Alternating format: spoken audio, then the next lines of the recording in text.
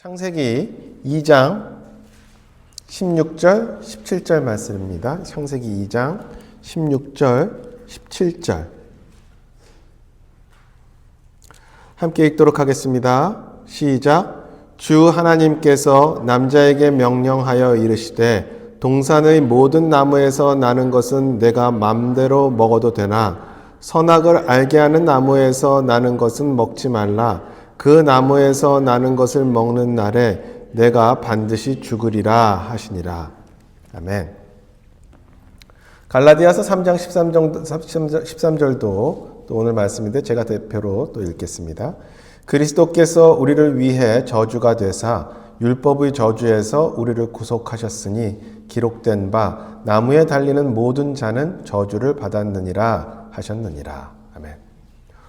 오늘 말씀을 위해서 기도하도록 하겠습니다. 하나님 아버지 감사합니다.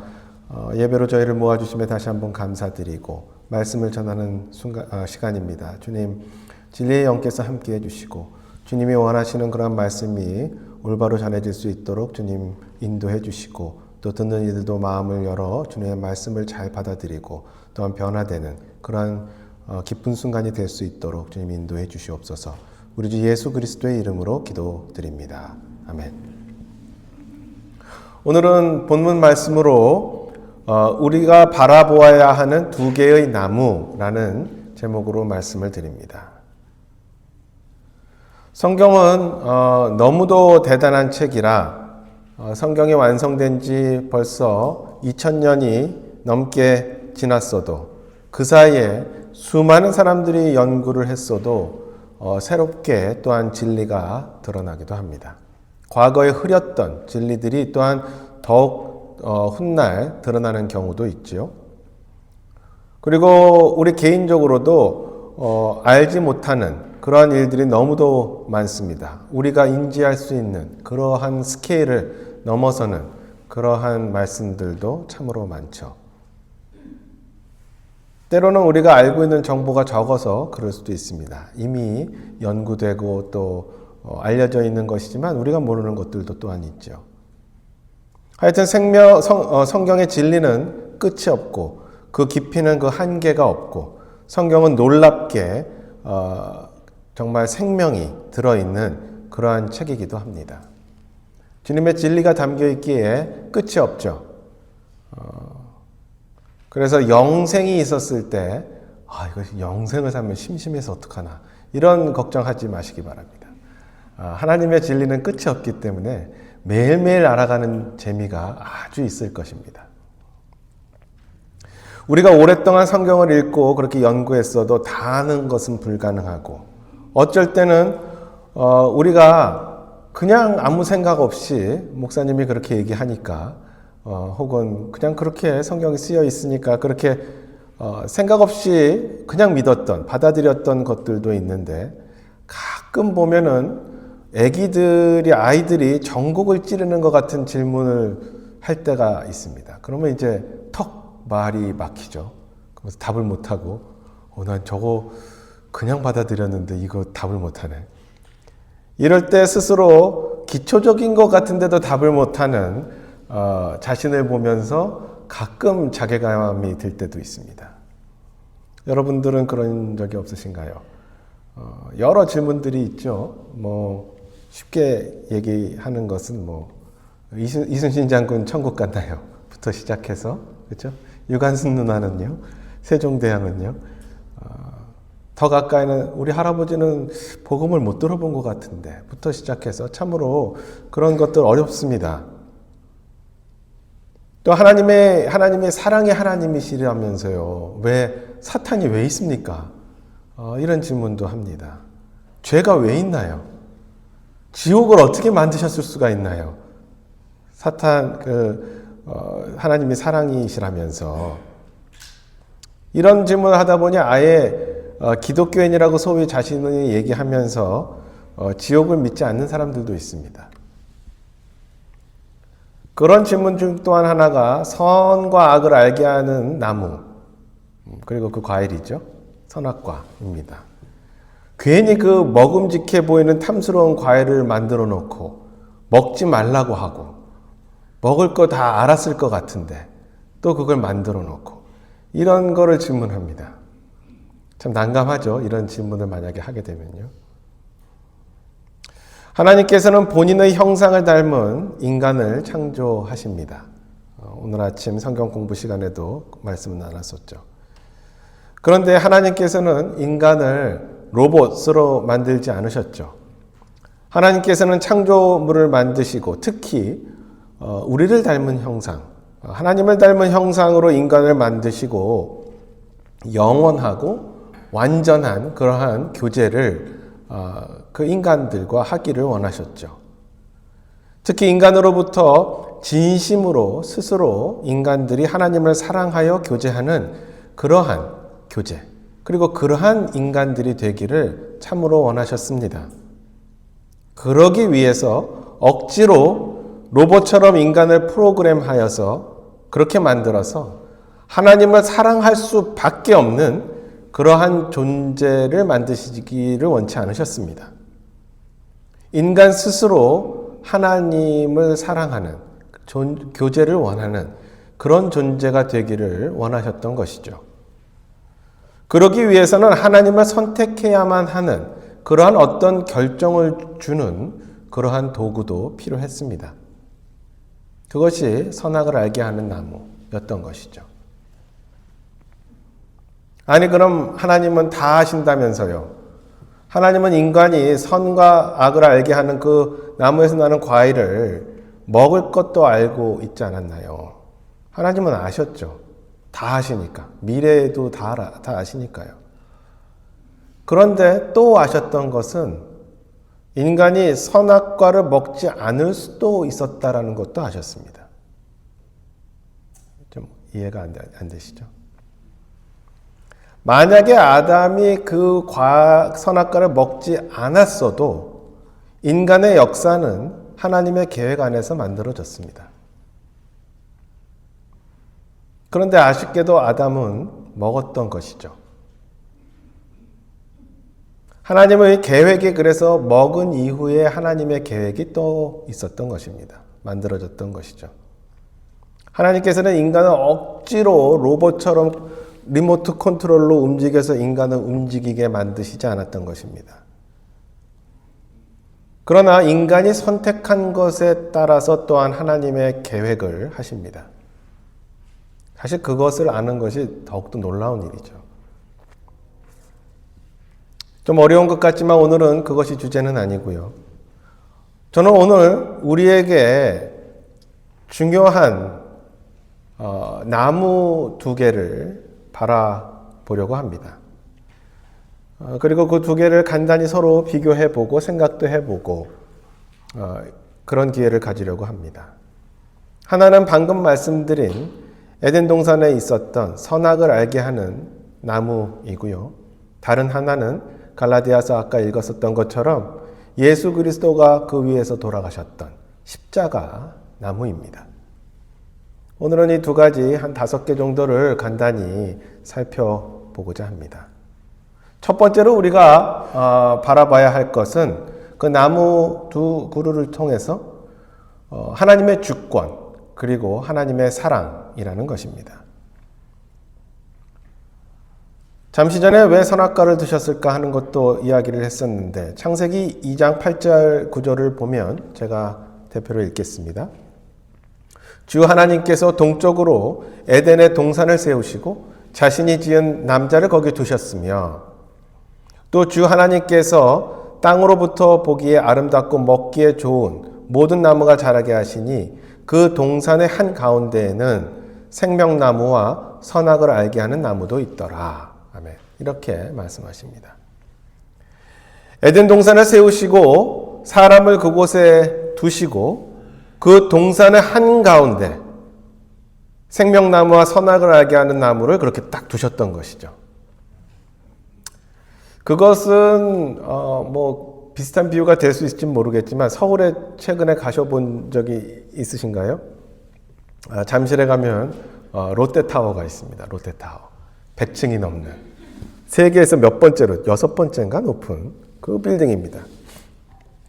하도 높아서 서울 거의 어딜 가든지 그 주변에서는 거의 그걸 볼 수 있어요. 어딜 가나. 그래서 방향처럼 저기 롯데타워 어딜 가나 거의 다 볼 수 있습니다.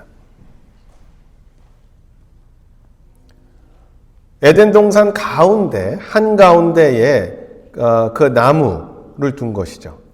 그래서 에덴 동산 어디를 가든지 사실은 볼 수 있는 위치였지 않았을까 생각이 됩니다. 그리고 그에게 말씀하십니다. 동산의 모든 나무에서 나는 것을 마음대로 먹어도 된다 하고 말이죠.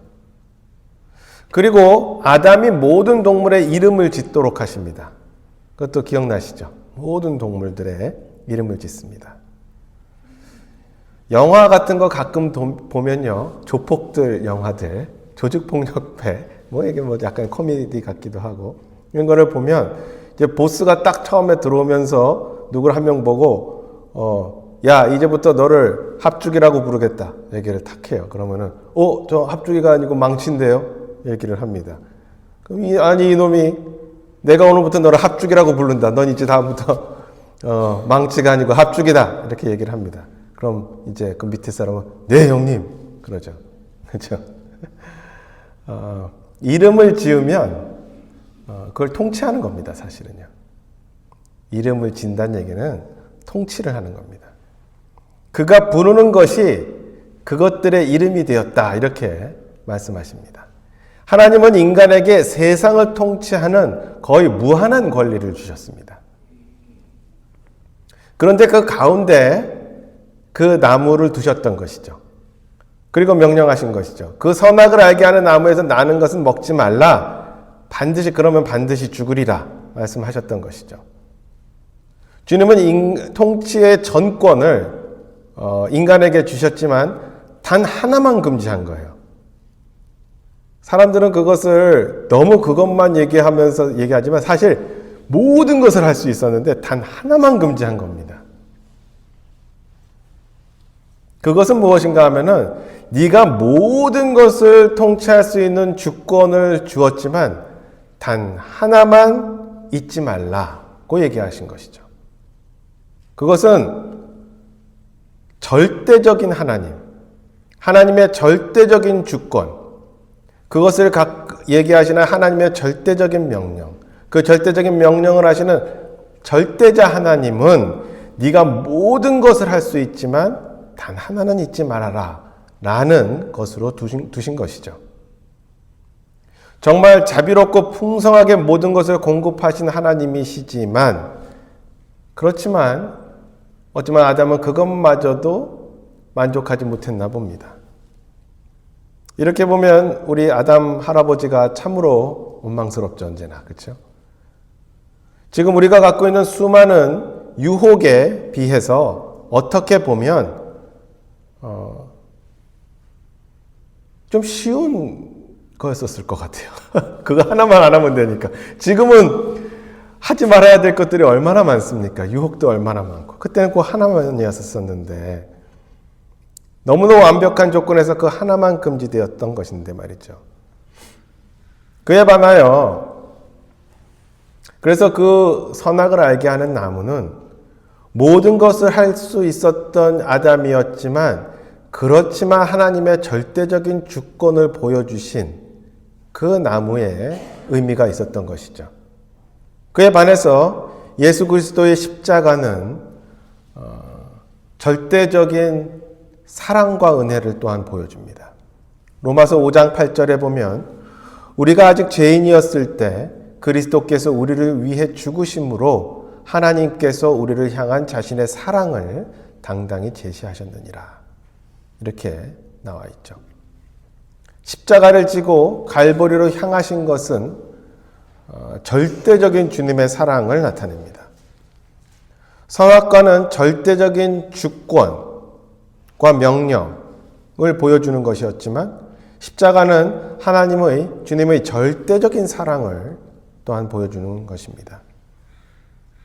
선악과는 절대 먹지 말라는 어떠한 명령이었지만 십자가는 사랑의 은혜의 구원은 모든 사람이 꼭 받기를 원하시는 그러한 선물로 제시된 것이죠. 선과 악을 알게 하는 나무는 하나님께서 단번에 창조하신 것이지만 십자가는 우리를 위해서 사랑하시기에 고통을 견디면서 몸소 이룩하신 것입니다. 선악을 알게 하는 나무는 하나님의 그렇게 절대적인 주권을 보여주시고 십자가의 나무는 주님의 인간에 대한 절대적인 사랑과 은혜를 보여주는 것이다.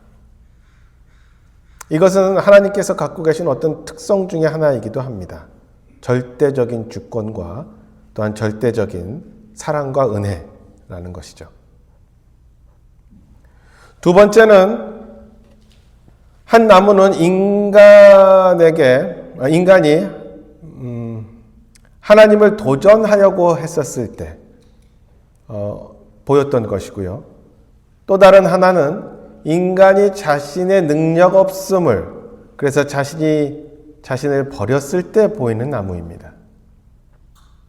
다시 말해 선악과 나무는 인간의 능력을 더 많이 추구하려고 했었을 때 더욱더 탐스럽게 보였던 것이고, 십자가는 인간의 능력 없음을 받아들이고 포기할 때, 그때 보여지게 되는 것이 십자가입니다.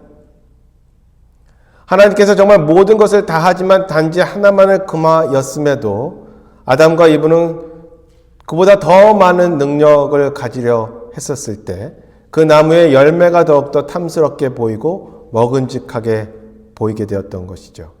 유혹이 왔을 때 그 과일은 더 크게, 더 탐스럽게 보였을 것입니다.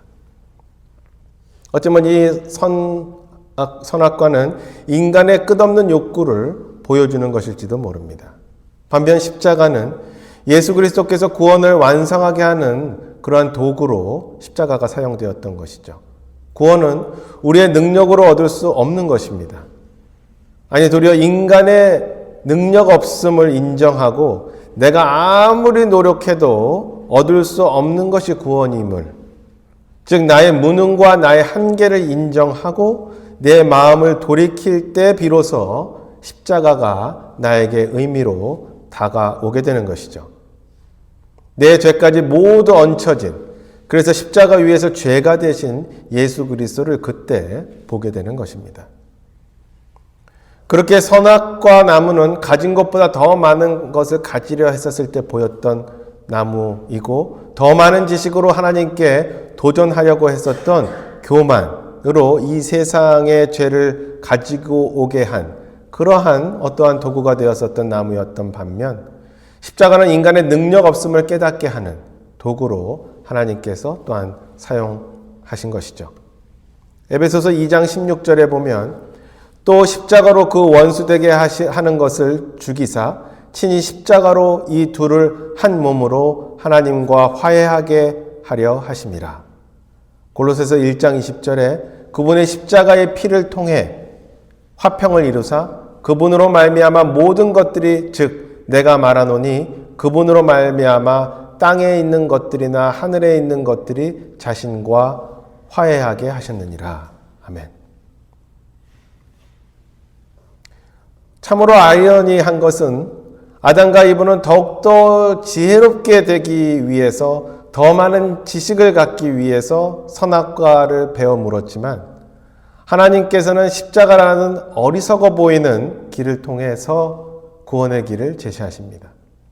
자신의 잘난 지식으로는 죄를 짓게 되는 것이나 자신의 지식을 버리고 어리석어 보이는 복음을 받아들였을 때 죄에서 건짐을 받게 되는 것이죠.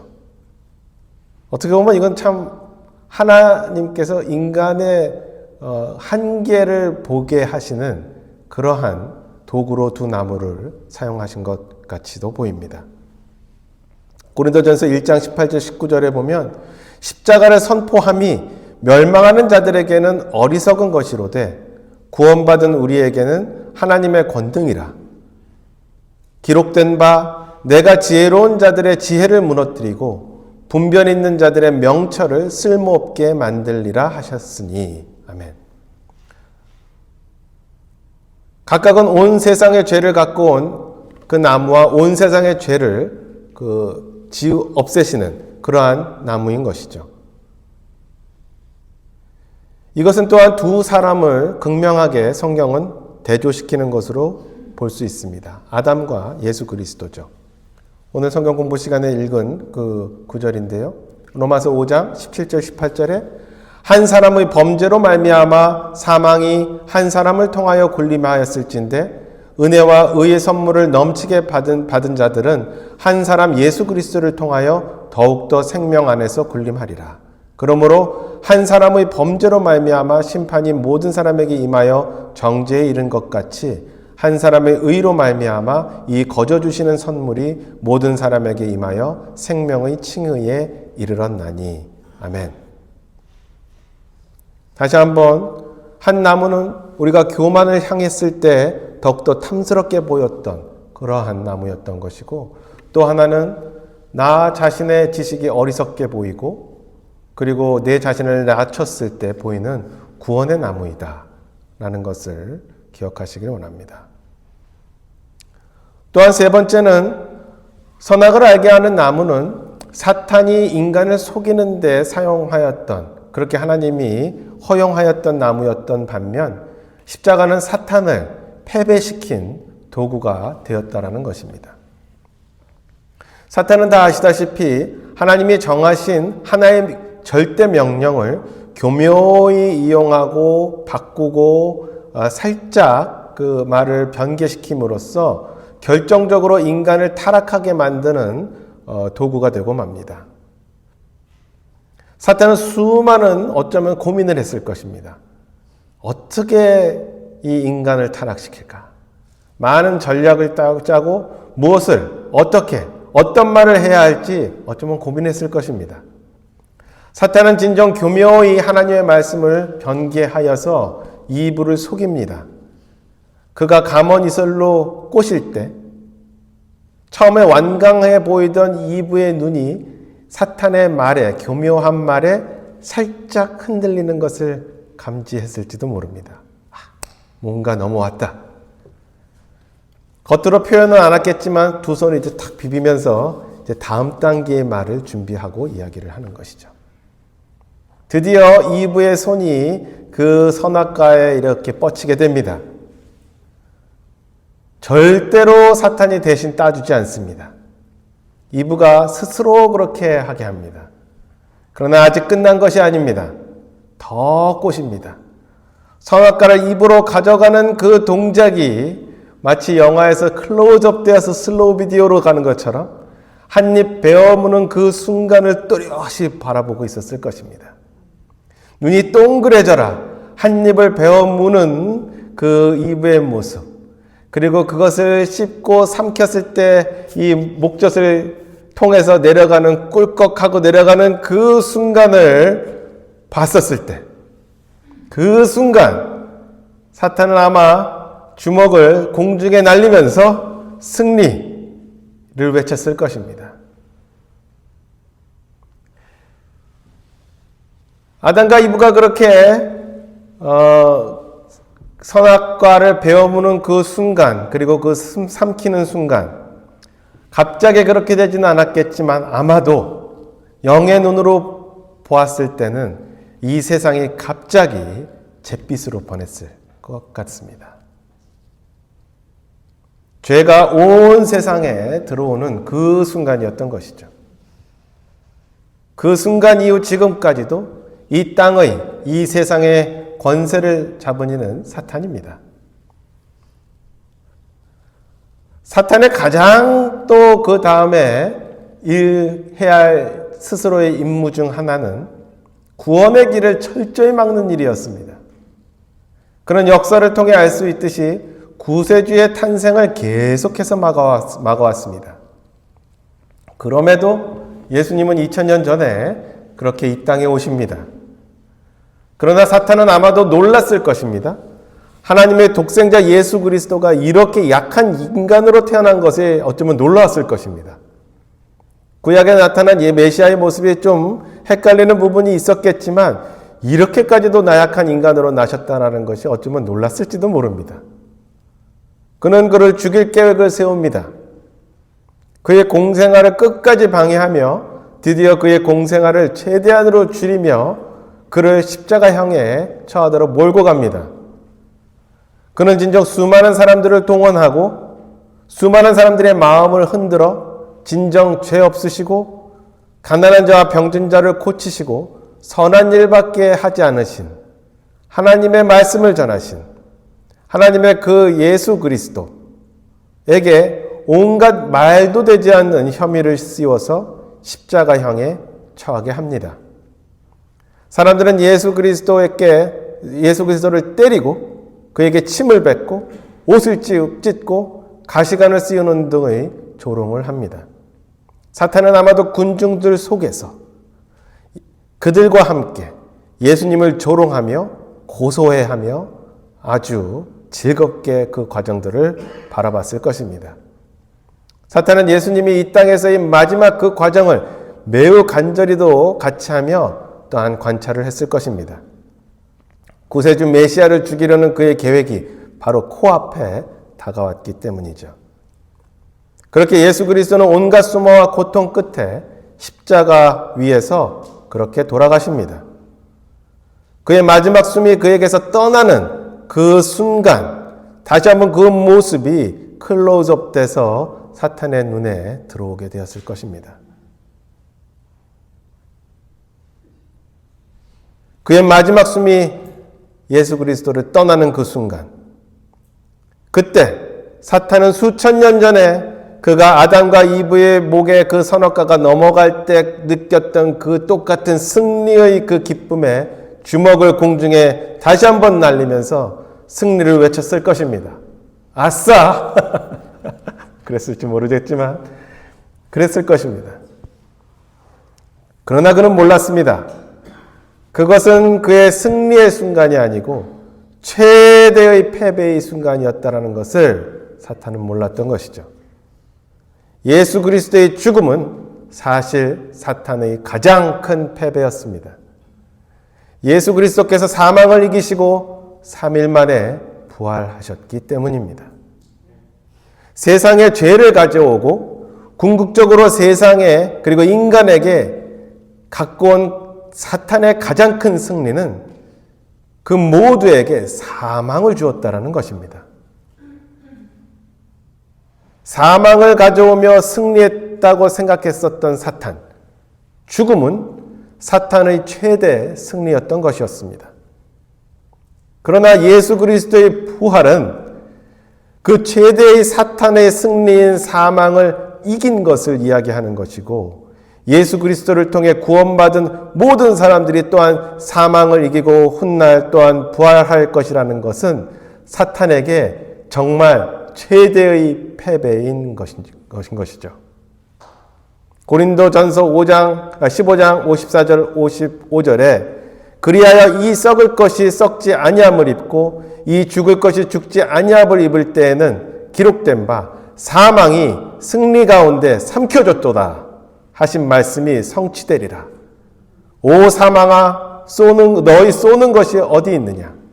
오 무덤아 너희 승리가 어디 있느냐? 예수 그리스도의 사망과 예수 그리스도의 부활은 사탄에게 가장 큰 패배를 안겨주었던 그 순간이었던 것이죠. 십자가를 통해 구원받은 우리는 예수 그리스도와 같이 부활이 가능하게 된 것이고, 선악과를 통해 사탄이 잠시 승리했다고 착각했지만 사실 십자가를 통해 영원한 승리는 주님께 있다라는 것을 확인시켜 준 그러한 사건이었던 것이죠. 우리는 십자가를 승리의 십자가로 바라봐야 하는 것입니다. 네 번째, 하나는 무너뜨리는 인간, 그리고 또 하나는 세우시는 하나님을 두 나무를 통해서 보게 됩니다. 하나님께서 처음에 세상을 만드셨을 때는 참으로 완벽한 세상이었습니다. 사실 지금 우리가 갖고 있는 어떠한 염려나 어려움이나 시련이 있지 않았습니다. 얼마나 좋은 상태였겠습니까? 병도 없고 죽음도 없고 돈 걱정도 없고 아무 걱정도 없는 그 에덴 동산의 처음 그 모습입니다. 하나님께서 창조하신 완벽한 세상 아니었겠습니까? 그러나 그 완벽한 세상을 인간은 한순간에 무너뜨립니다. 그리고 그 선악을 알게 하는 나무는 인간이 하나님이 창조하신 세상을 무너뜨리는 것으로 사용되었던 것이죠. 선악과 나무는 하나님의 것들을 무너뜨리려는 인간의 모습을 상징하는 그러한 모습이 됩니다. 즉 하나님께서 창조하신 완전한 세상을 그렇게 무너뜨리려고 하는 인간의 모습 말이죠. 반대로 십자가는 인간이 만들어낸 최악의 형벌 도구 중 하나입니다. 너무도 끔찍한 십자가, 인간의 최악의 흉물인 십자가를 그러나 하나님은 도리어 세상이 창조되고 과거에도 없었고 앞으로도 없을 위대하고 완벽한 구원의 도구로 그 십자가를 세우신 것이죠.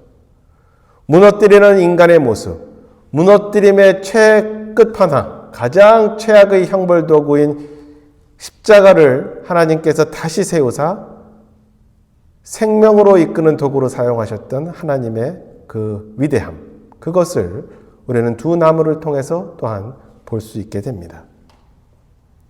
저는 인간이 죄인이 되는 과정과 인간이 죄인에서 구원받는 이 모습들, 이 모습과 과정들에서 이 두 개의 나무를 두신 것이 결코 우연이 아니다라고 생각을 합니다.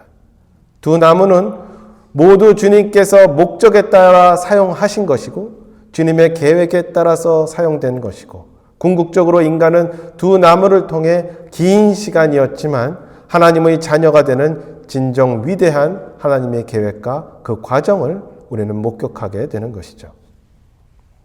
우리가 스스로 신과 같이 되려 주님께 불순종할 때 우리는 죄의 노예가 도리어 되었고 우리가 스스로 자신을 낮추고 주님께 자신을 드릴 때 그렇게 예수 그리스도를 받아들일 때 엄청난 자유가 우리에게 오게 됨을 보게 됩니다. 이 두 나무를 통해 또한 우리는 주님은 모든 인간이 스스로 주님을 받아들여 하나님의 진정한 자녀가 되어야 되는 그러한 모습을 우리에게 보여주십니다. 선악과를 먹지 않고 스스로 계속 주님의 자녀로 살았으면 참으로 좋았겠지만 인간이 선악을 알게 하는 나무의 열매를 베어 물었을 때 주님은 또한 다른 나무를 세워서 완전히 스스로 주님을 선택하여 주님의 놀라운 자녀가 되는 놀라운 방법과 그 계획을 우리에게 완성시키시고 또한 주신 것이죠. 이 모든 것이 놀랍습니다. 앞서 말씀드린 것을 종합해보면 하나님께서 인간에게 보여주신 이 두 가지 종류의 나무는 주님의 절대적인 주권을 보여줍니다. 이 세상의 모든 것을 창조하여 하셨고 모든 것을 인간에게 허락하셨지만 선악과 나무는 주인은 그러나 오직 주님이라는 것을 보여주는 주님 주권의 절대적인 주권의 상징이었고 십자가는 구원은 절대로 인간에게서 나올 수 없는 것이고 오직 주님께서 정하신 오직 하나의 길, 구원의 길밖에 없음을 보여주시는 또 하나의 주권의 상징이 또한 십자가입니다. 또 한편으로 두 나무를 통해서 우리는 중요한 것을 또한 보게 되는데 그것은 우리에게 주어진 자유의지에 대한 책임입니다. 선악과는 우리가 갖고 있는 자유의지의 위험성을 보여주는 반면 십자가는 인간의 자유의지의 위대함을 또한 보여주는 것입니다. 다시 말해 인간은 자유의지를 통해 하나님의 명령에 불순종하는 것을 선택할 수도 있고 십자가를 통해 우리가 자유의지를 통해 주님을 선택하는 주님의 선물인 자유의지에 대한 그 위대함을 보여주는 도구로 십자가를 볼 수도 있다는 것이죠. 즉 두 나무는 하나님의 절대적인 주권과 주님께서 허락하신 인간의 자유의지에 대한 인간의 책임이라는 굉장히 중요하지만 큰 주제를 또한 그렇지만 또 단순한 주제를 진리를 이 두 나무를 통해서 우리에게 보여주고 계신 것입니다. 성도 여러분, 오늘 이 중요한 두 개의 나무를 내 마음속에서 바라보면서 하나님의 주권, 하나님의 위대함, 주님의 사랑, 주님의 원대한 계획을 꼭 기억하시기 바랍니다. 두 개의 나무를 바라보면서 내가 지금 갖고 있는 자유의지에 대한 책임을 또한 상기하시기 바랍니다. 나의 자유의지로 무엇을 선택해야 하는지, 무엇을 행해야 하는지, 무엇을 믿어야 하는지 숙고하시고 주님께서 주신 그 자유의지라는 놀라운 선물을 올바로 사용하시기 바랍니다. 그렇게 우리는 오늘 두 개의 나무를 바라봅니다. 두 개가 대조되는 것 같지만 그렇지만 이 두 나무 모두 하나님의 계획하에 주님께서 사용하셨음을 보게 됩니다. 우리는 두 나무를 정말로 정신을 차리고 깨어서 바라보아야 합니다. 두 개의 나무를 통해 분명히 우리는 하나님의 절대적인 주권을 이해하고 절대적인 주권 안에 있는 주님의 놀라운 은혜와 사랑을 바라보아야만 하고 또한 우리에게 주어진 자유의지를 통한 내 자신의 결정에 대한 또한 책임을 또한 이해하는 그러한 시간을 또한 우리 스스로 가져야 함을 그렇게 두 나무를 바라보아야 함을 다시 한번 말씀드립니다. 다 함께 기도하겠습니다.